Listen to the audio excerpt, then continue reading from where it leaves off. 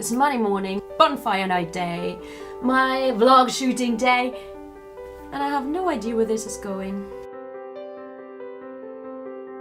I don't know, should I make a vlog about bonfire night? I'm not sure how I feel about it. I mean, I felt okay using some of the footage in my music video, but you see, I'm not British, and although I've been here for a while, I'm having the hardest time understanding it, especially living in Lewes, which is the bonfire capital. It confuses me and I feel really stupid because I bet every school child gets it. Hey, wait a minute, I got one of those. What is bonfire night?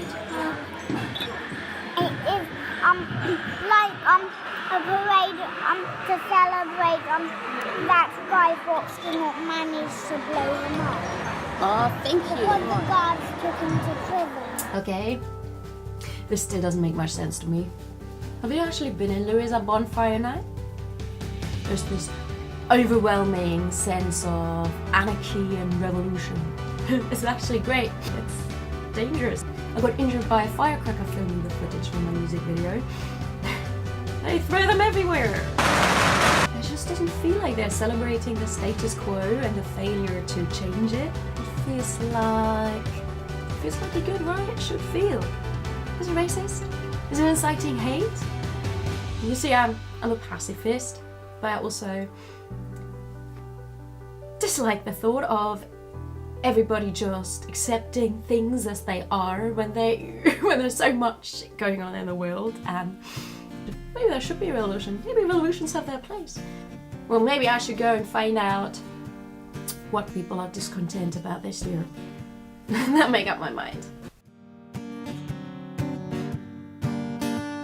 Considering our weakness you made a lost men to make slaves of us.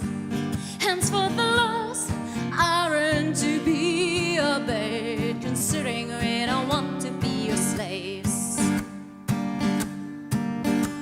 Considering we stay bound by hunger's chains.